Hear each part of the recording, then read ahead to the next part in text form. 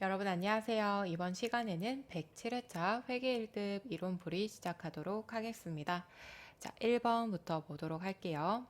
자, 다음 중 재무제표에 대한 설명으로 가장 올바른 것은 자, 우선은 1번 문제 좀 잘 봐주셔야 됩니다.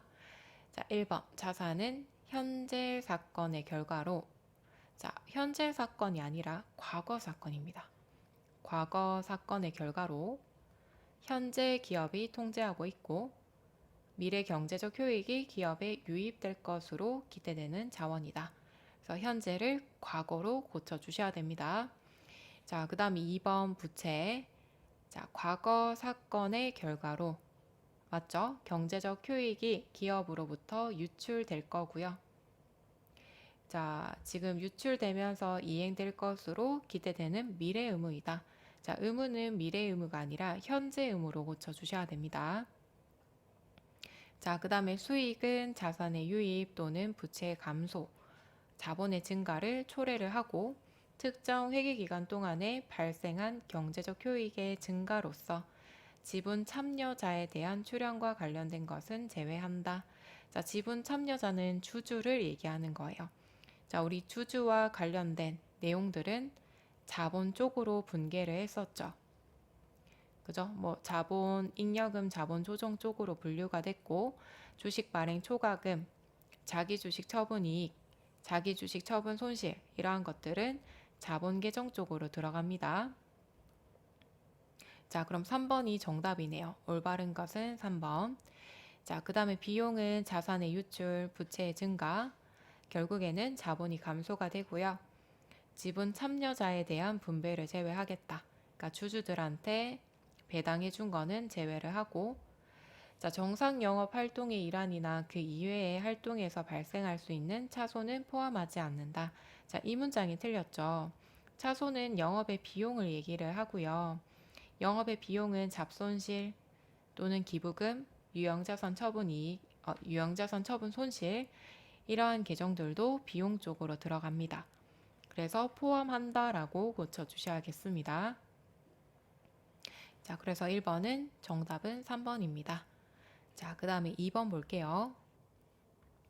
자, 기말 재고자산의 수량 결정 방법으로 옳은 것을 모두 고른 것은 자, 수량 결정 방법은 계속기록법, 그 다음에 실지재고조사법.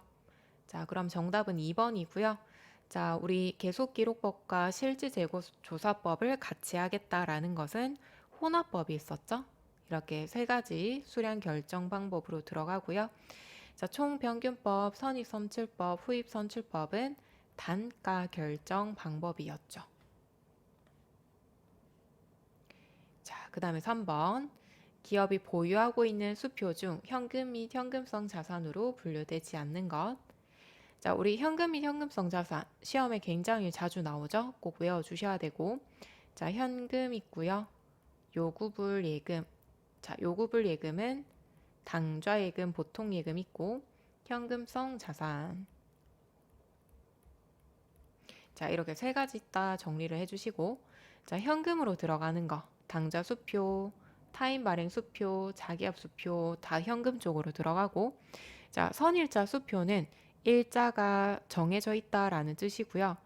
자, 현금 및 현금성 자산으로 들어가려면 빠르게 현금으로 바꿔줘야 돼요. 그런데 얘는 일자가 정해져 있기 때문에 어음 성격으로 보고 있습니다. 따라서 받을 어음으로 들어가고 받을 어음은 현금 및 현금성 자산이 아니라 매출 채권 쪽으로 들어가고 있어요. 자, 그래서 선이자 수표 아니다라는 거, 현금 및 현금성 자산 아니다라는 거 좀 잘 기억해 주시고 자, 그 다음에 4번 유형자산에 대한 설명으로 옳은 거. 자, 1번 기업이 보유하고 있는 토지는 기업의 보유 목적에 상관없이 모두 유형자산으로 분류된다. 자, 1번 틀렸고요. 자, 우리가 목적에 따라서 자산을 분류를 하죠. 자, 사용 목적이다 그러면 유형자산 쪽으로 들어가고요.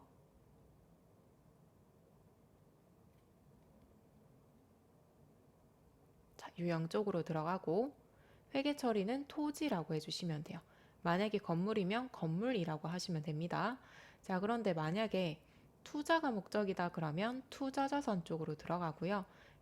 계정 과목은 투자부동산이라고 합니다. 자, 건물도 마찬가지 투자가 목적이었다 그러면 투자부동산 쪽으로 들어갑니다. 자, 유형자산 취득 시 발생한 부대 비용은 취득 원가로 처리한다. 2번 맞네요. 그죠? 자, 예를 들어 건물 취득할 때 취득세라는 세금이 들어갔다라고 하면 취득세를 건물이라고 회계 처리하셔야겠죠. 자, 3번 유형자산을 취득한 후에 발생하는 모든 지출은 단기 비용으로 처리한다. 틀렸죠. 자, 우리 취득 이후에 비용 처리는 두 가지가 있죠.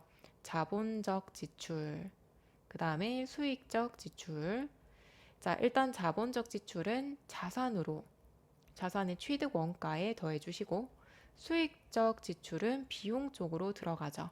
그래서 예를 들면 수선비, 만약에 차였다 그러면 차량 운반구 쪽으로, 차량 유지비 쪽으로 비용 처리해 주셔야 돼요. 자, 자본적 지출로 들어가는 경우에는 자산의 가치를 증가시키거나 또는 사용 기간인 내용 연수를 증가시켰다 라고 할 때 자본적 지출로 들어가고요. 수익적 지출은 자산의 가치가 하락해서 다시 원상 회복할 때 수익적 지출로 넣어주시면 돼요. 자, 예를 들어서 건물에 엘리베이터를 설치를 했다. 자산 가치가 증가하죠. 그럼 엘리베이터 설치 비용을 건물의 취득 원가에 더해 주시면 되고, 자, 건물의 창문을 교체를 했어요. 자, 우리 창문 교체한다고 해서 자산의 가치가 증가하는 게 아니죠. 이런 경우에는 수선비라고 비용 처리해 주시면 됩니다. 자, 4번 모든 유형자산은 감가상각을 한다. 4번도 틀렸죠. 자, 감가상각을 하지 않는 자산도 있죠. 토지, 그 다음에 건설 중인 자산. 자, 이 두 가지는 감가상각하지 않습니다. 자, 그래서 문제를 푸실 때 100% 그런 건 아니에요. 한 90% 정도로 이렇게 모든, 뭐뭐만, 반드시 이런 식으로 나오면 틀릴 확률이 큽니다. 항상 그런 건 아닌데 혹시나 내가 문제를 푸는데 어떤 게 정답인지 잘 모르겠다라고 했을 때에는 뭐든 반드시 뭐뭐만 이런 거 제외하고 문제를 풀어주시는 것도 하나의 방법이겠죠. 자, 그 다음에 5번으로 넘어가겠습니다. 자, 단기매매 증권. 자, 우리 회계 1급의 또 단골 손님이죠. 단기매매 증권. 자, 손익계산서에 반영되는 영업의 손익의 금액은 얼마인가? 자, 회계 처리 한번 해볼게요. A유사 주식의 취득 원가는 50만 원이고요. 기말 공정가액은 70만 원이다. 자, 우리가 단기 매매 증권이 기말이 되었을 때 기말 현재 가치로 평가를 해주셔야겠죠. 그죠? 자, 그럼 20만 원 증가했기 때문에 차변에 단기 매매 증권 좀 줄여서 쓰겠습니다. 20. 대변에 단기 매매 증권을 평가해서 이익 봤다. 단기 매매 증권 평가 이익으로 20.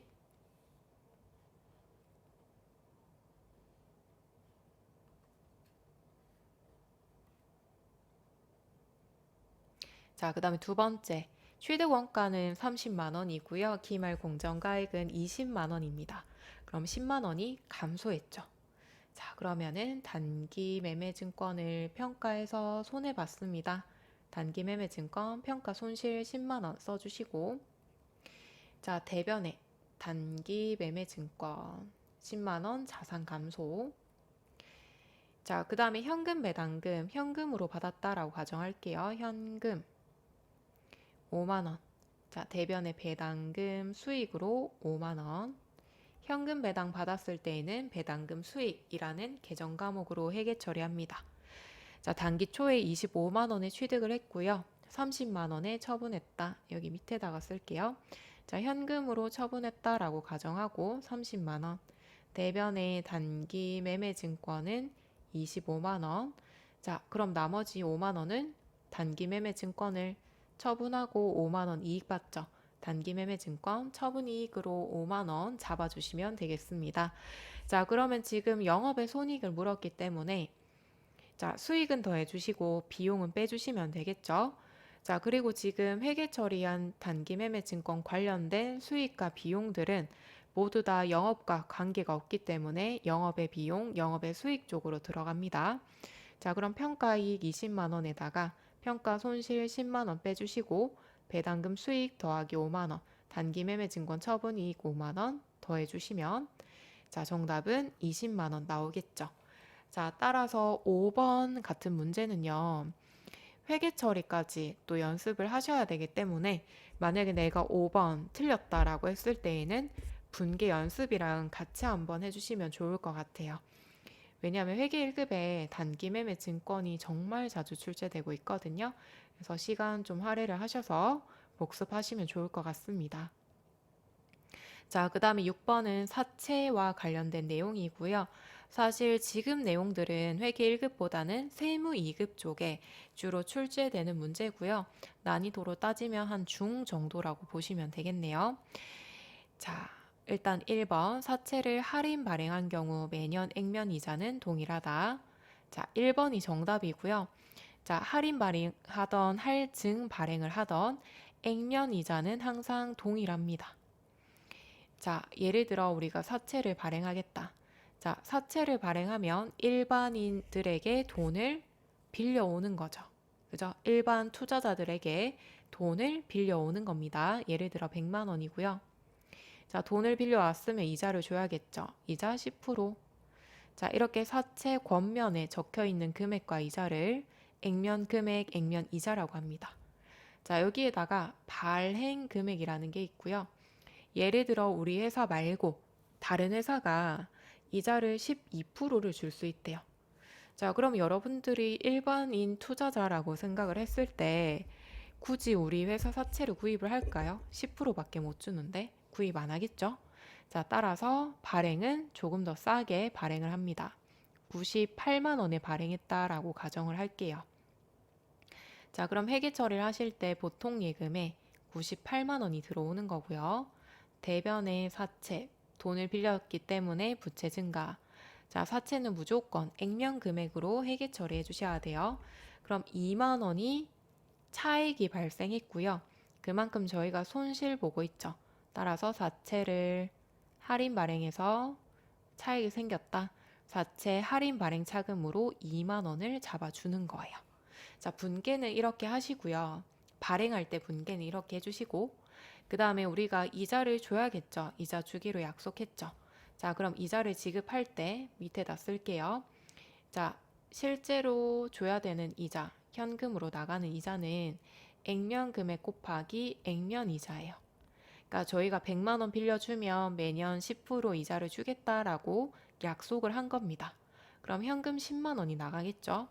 자, 그 다음에 차변에 이자 비용으로 회계 처리를 해야 되는데, 자, 이때 이자 비용은 액면 금액 곱하기 액면 이자가 아니라 발행 금액 곱하기 시장 이자, 여기 적힌 건 시장 이자예요. 시장 이자로 해주셔야 돼요.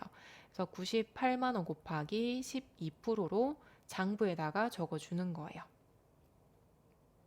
자, 이렇게 계산을 해주시면 11만 7,600원이 나와요. 자, 그러면 실제로는 10만 원, 대변에 10만 원, 이자 비용은 11만 7,600원. 그러면 차이가 발생하죠. 그 차이를 사채 할인 발행 차금 있죠. 얘를 이렇게 땡겨다가 메꾸는 거예요. 사채 할인 발행 차금으로 17,600원을 이렇게 쓰는 겁니다. 자, 이런 식으로 매년 이자 비용 회계 처리를 하는데요. 물론 나는 좀 꼼꼼하게 공부를 하고 싶다라고 하시는 분들은 이자 비용 분계까지 공부를 해주시면 되고, 사실 세무 2급 쪽에 들어가다 보니 회계 1급 공부하시는 분들에게는 그렇게 추천을 드리진 않아요.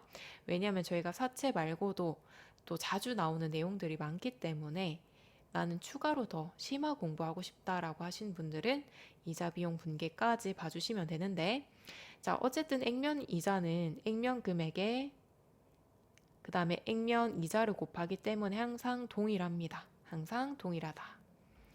자, 그 다음에 사채를 할증 발행할 경우 매년 유효 이자는 증가한다.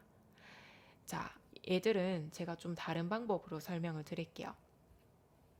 자, 예를 들어 할인 발행이었다. 할인 발행은 98만 원에 발행을 하고요.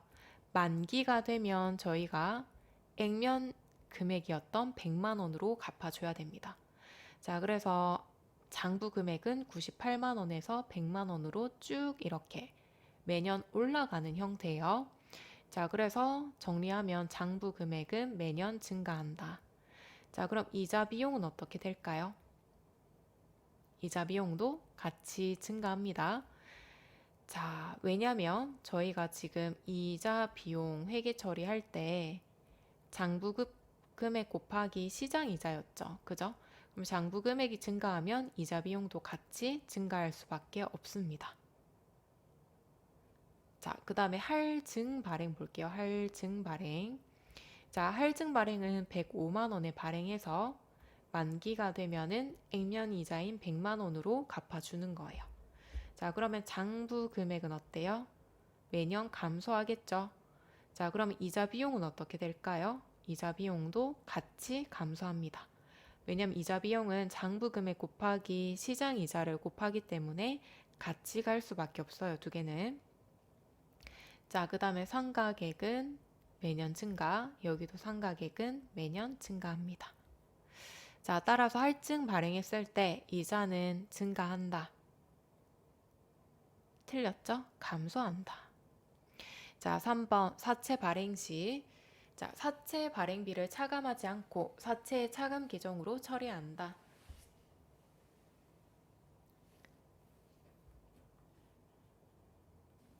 자, 3번도 틀렸고요. 차감 계정으로 처리하는 게 아니라 발행 금액에서 처리한다 라고 바꿔주셔야 돼요.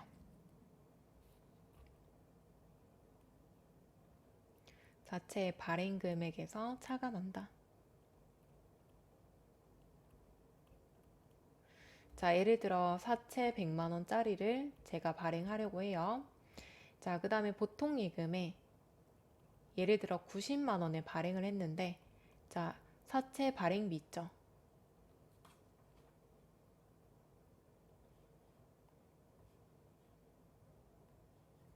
자, 사채 발행비 10만 원 떼이고 들어왔다라고 가정을 할게요. 발행비는 10만 원. 자, 그럼 보통 예금에 80만 원 들어왔겠죠? 자, 따라서 발행비는 발행 금액에서 차감한다라고 합니다. 90만 원에서 10만 원 떼이고 들어왔기 때문에 발행 금액에서 차감한다라는 표현을 써요. 자, 그런 다음에 나머지 차액은 사채 할인 발행 차금으로 20만 원을 적어 주시는 거예요. 자, 4번 할인 발행 또는 할증 발행 시 상가객 또는 한입액은 매년 증가한다라고 바꿔주셔야 됩니다. 증가. 자, 그 다음에 7번 자본 항목의 분류가 올바르게 연결된 것. 자, 일단 주식 발행 초과금 틀렸죠? 자본 잉여금, 자본 잉여금.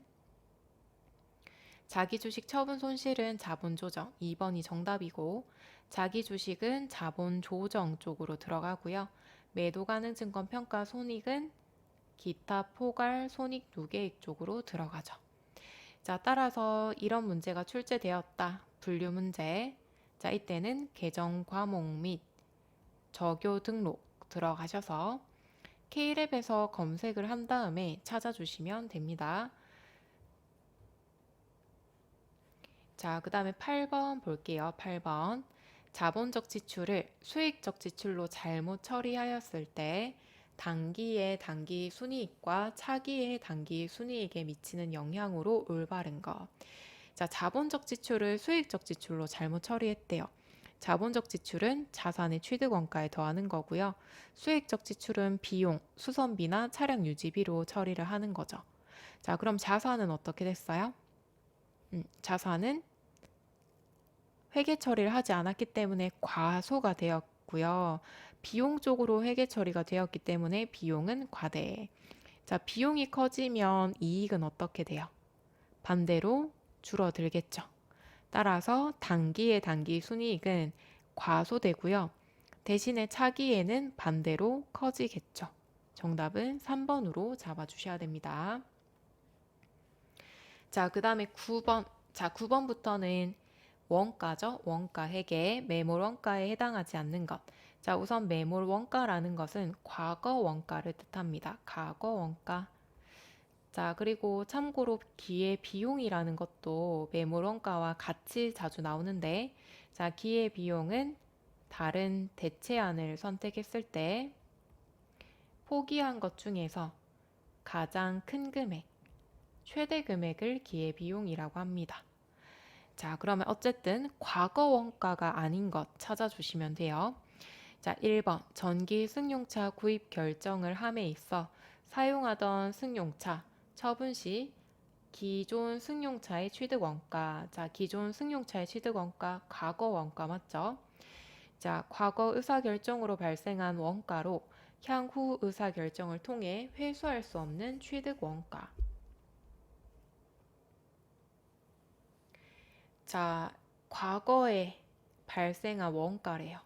자, 이것도 마찬가지 매몰원가고요. 사용하고 있던 기계장치의 폐기 여부를 결정할 때 해당 기계장치의 취득원가 이것도 맞죠?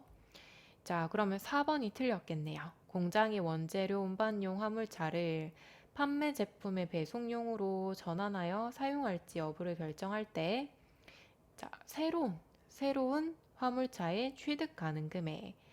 자, 얘는 과거 원가가 아니죠.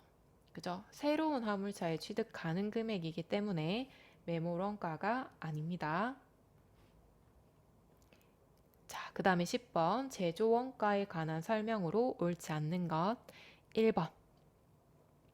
자, 간접 원가. 자, 특정 제품 또는 특정 부분에 직접 추적할 수 없는 원가를 의미한다. 맞죠? 간접 원가는 공통적으로 발생한 원가를 얘기합니다. 자, 조업도의 증감에 따라 총원가가 증감하는 원가를 변동원가라고 하고요. 직접 재료 원가와 직접 노무 원가가 여기에 속한다. 자, 2번도 맞죠? 조업도는 그냥 생산량이라고 생각하시면 돼요. 자, 변동원가의 그래프를 그려보시면 자, 변동원가 자, 조업도 그 다음에 원가 자, 여기에 대표적인 건 직접 재료 원가고요. 저희가 생산량이 늘어나면 그만큼 재료비도 구입을 해야 되기 때문에 비례해서 증가하는 형태로 그려주시면 됩니다. 자, 그 다음에 고정원가는 관련 범위 내에서 조업도가 증가할수록 단위당, 개당 고정원가가 감소한다. 자, 3번도 맞죠? 자, 그럼 4번이 틀렸고요. 관련 범위 내에서 조업도가 증가할수록 단위당 변동원가가 증가한다. 자, 틀렸고요. 단위당 변동원가는 일정합니다. 단위당 원가. 자, 예를 들어 제품을 제가 제품 만드는데 재료비가 10원이 들어간다고 가정할게요. 자, 그러면 이렇게 10원 들어가겠죠? 자, 3개 만들 때 30원, 6개 만들 때 60원 들어가겠죠? 그럼 총원가는 증가할 거예요. 그죠? 총원가가 증가하는 원가. 자, 그런데 제품 한 개당 들어간 원가는 10원으로 동일하죠. 그죠? 따라서 단위당 변동원가는 일정하다라고 바꿔주셔야 돼요. 일정하다. 자, 그 다음에 변동비와 같이 고정원가도 기억을 해주셔야 되고요. 고정원가는 임차료, 대표적으로 임차료와 보험료가 들어가요. 그러니까 조업도가 많던 적던 상관없이 원가가 일정한 형태입니다. 자, 제가 100개 만들어도 임차료 100만 원 내야 되고요. 500개를 만들어도 임차료 월세는 100만 원 내야겠죠? 자, 그런데 저희가 제품을 많이 만들면 많이 만들수록 제품 한 개당 부담하는 원가는 이렇게 줄어들 수밖에 없겠죠. 그죠? 자, 예를 들어 2개 만든다라고 했을 때에는 월세를 50만 원, 50만 원 이렇게 나눠 가지시면 되고 자, 4개 만들었다라고 했을 때에는 100만 원의 월세를 제품 한 개당 25만 원씩 이렇게 부담하면 되겠죠. 따라서 조업도가 증가하면 단위당 고정원가는 감소합니다. 자, 고정원가, 변동원가 2개 그래프랑 그 다음에 특성들 또 잘 기억해 주시고요. 자, 11번은 평균법에 의한 종합원가 계산을 채택하고 있고요. 완성품이 몇 개인지 찾아주셔야 됩니다. 자, 일단은 체크하실 점은 평균법이고 재료 원가는 공정 초기에 모두 투입되었다. 자, 이렇게 나오면 재료비의 완성도를 100%라고 잡아주셔야 돼요. 초기에 모두 100% 투입되었다. 자, 가공원가는 공정 전반에 걸쳐 고르게 투입되었다. 그러면 완성도, 시험에서 제시하고 있는 완성도를 계산해 주셔야 돼요. 자, 그러면 일단은 재료비부터 구해 볼게요. 자, 완성품이 몇 개인지를 구하는 거죠. 그러면 당연히 완성된 거, 완성 수량에다가 더하기, 자, 기말에 아직까지 미완성한 기말 제공품이 있겠죠? 자, 여기다가 완성도를 곱하시면 되는 거예요. 자, 그럼 재료비, 완성 수량은 1800개네요. 그럼 1800개 더하기, 자, 기말 제공품은 300개. 자, 300개 중에서 재료비는 공정 초기에 모두 투입되었다. 완성도를 100%로 잡아주는 거예요. 자, 이렇게 더해주시면 2100개죠. 재료비는 구할 필요가 없었네요. 그죠? 2100개. 자, 그 다음에 가공 원가. 자, 똑같이 구하시면 돼요. 완성 수량은 1800개 완성이 되었고, 자, 기말 제공품 300개에 가공비는 몇 프로? 70%까지만 완성이 되었다. 자, 그래서 두 개를 더해 주시면 되겠죠. 자, 두 개 더해 주시면 1번이네요.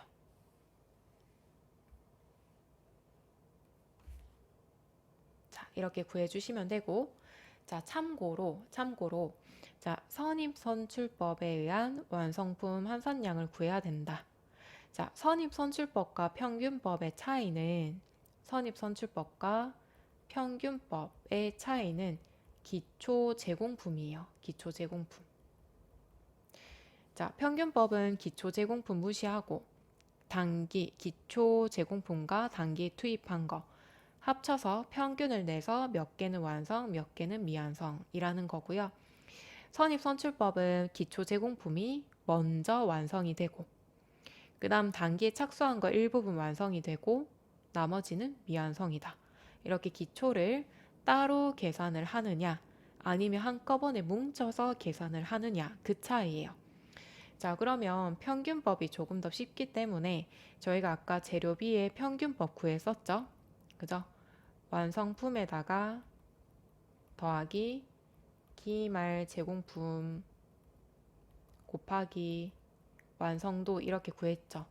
여기에 빼기 기초 제공품을 빼주시면 선입선출법의 수량이 나오는 거예요. 근데 재료비다라고 하면 재료비의 기초 제공품은 100개에다가 자, 공정 초기에 모두 투입되었다 하니까 100%로 재료비는 100개, 100%니까 100개 빼주시면 되는 거고, 그럼 2100개에서 100개를 빼면 선입선출법의 재료 원가가 나오는 거고요. 가공비는 아까 2010개 나왔죠. 자, 여기에다가 기초 제공품을 빼면 되는데 100개 곱하기 완성도는 50% 하셔서 50개를 빼면 돼요. 50개. 자, 따라서 2010 여기에다가 50개를 빼주시면 선입선출법의 수량이 나오는 거예요. 자, 따라서 평균법의 기초 제공품을 빼주시면 선입선출법이 나옵니다. 자, 그런데 우리 회계 1급은 평균법이 주로 나오고요. 나는 평균법 잘 구한다 라고 하시는 분들은 추가로 선입선출법까지 공부해 주시면 좋을 것 같습니다. 자, 그 다음에 12번 매출원가로 오른 것. 자, 자료들 잘 보셔야겠네요. 그죠? 자, 우리 매출원가는 우리 제품, 그죠? 제품 쪽에 있죠? 자, 그런데 자료를 보니까 제공품까지 같이 구해줘야 될 것 같아요. 자, 제공품의 T 계정과 제품의 T 계정을 다 그려볼게요. 자, 기초, 기말, 기초, 기말. 자, 제공품은 만들어야 되기 때문에 단기, 총 제조 원가. 자, 단기에 투입한 제조 원가. 자, 그 중에 완성이 되면 단기에 제품 완성시키는데 들어간 원가. 단기 제품 제조 원가. 자, 단기 제품 제조 원가가 제품 차변 쪽으로 들어가죠. 자, 적어주시고, 자, 이제 제품으로 완성이 되었기 때문에 판매하면 매출 원가 쪽으로 들어갑니다. 자, 이렇게 적어주시고 하나씩 대입하시면 되겠죠. 자, 일단은 단기 총 제조 원가는 150. 자, 사용했죠. 기초 제공품은 50. 기말 제공품 130. 자, 그럼 우리 차변 대변이 동일해야겠죠. 차변이 200. 그럼 대변도 200이 돼야 되기 때문에 단기 제품 제조 원가가 70이라는 게 나왔습니다. 그래서 제품 쪽에도 70 적어주시고, 자, 그 다음 기초 제품 재고액 80. 자, 기말 제품 재고액 30. 자, 그럼 이번에도 차변 대변이 같아야 되죠. 그럼 매출 원가는 얼마가 되죠? 120이라는 게 나오겠네요. 그죠? 150, 150. 따라서 120. 자, 여기에서 직접 재료 원가는 필요 없는 정보네요. 그죠? 필요 없는 정보였고, 제공품의 단기 제품 제조 원가를 구해서 제품의 차변 쪽으로 넘겨주신 다음에 그 다음에 매출 원가 구해주셔야 됩니다. 자, 그 다음에 13번. 우리 13번부터는 이제 부가세죠? 면세에 해당하지 않는 것. 자, 도서 맞죠? 자, 여성용 생리처리 위생용품 맞고요. 자, 학원 맞죠? 개인 택시 틀렸죠? 자, 택시 안 되고요. 자, 여객 운송 용역 중에서 면세가 아닌 것들. 일단은 항공기. 그 다음에 고속버스. 전세버스. 그 다음에 지금처럼 택시 좀 빨리 가는 거 있죠, 여러분. 편하거나 빨리 간다 라고 했을 때 면세 아니다 라고 보시면 돼요. 고속철도는 또 KTX 이런 거 있죠. 그 다음에 학원도 주의하실 점은 우리 운전면허 학원 있죠. 운전면허 학원은 어디에 들어간다? 과세 쪽으로 들어간다. 자, 그리고 또 과세 쪽으로 들어가는 게 광고 있고요. 그 다음에 병원은 면세인데 성형수술이랑 관련이 있거나 피부 미용과 관련이 있다라고 했을 때에는 또 과세 쪽으로 들어가고, 자, 그 다음에 생수 있죠. 사 먹는 거. 우리 편의점에서 삼다수 이러한 것들도 과세 쪽으로 들어갑니다. 자, 그래서 면세의 종류가 너무 많기 때문에 차라리 과세로 나오는 것들이 좀 정해져 있거든요. 그러한 것들 위주로 외워주시면 문제 풀기는 더 수월하실 겁니다. 자, 14번은 부가가치세 신고와 납부에 대한 설명으로 옳지 않는 것. 자, 간이과세를 포기하는 경우 포기 신고일이 속하는 달에 마지막 날로부터 25일 이내에 신고 납부해야 된다. 자, 저희 간이과세 포기 가능합니다. 자, 참고로 말씀드리면 간이 쪽으로 들어간다. 간이과세자. 조건이 있죠. 자, 일단은 개인 사업자만 가능하고요. 법인 사업자는 안 됩니다. 자, 개인 사업자 중에서도 직전 연도에 작년에 공급 대가는 부가세 포함한 금액, 자, 8천만 원 미달하는 사업자는 간이과세자 들어갑니다.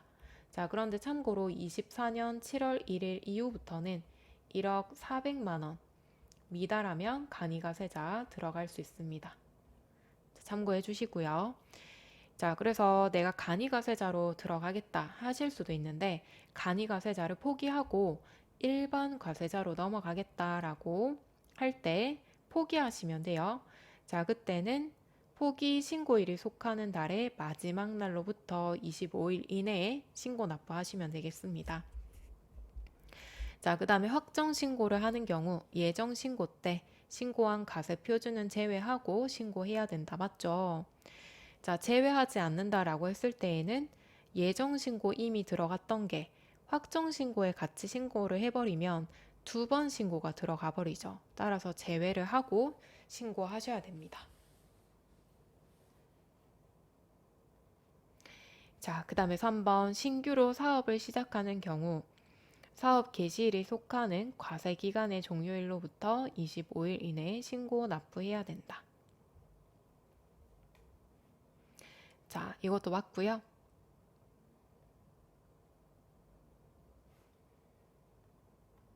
예를 들어 5월 10일부터 사업을 시작했다.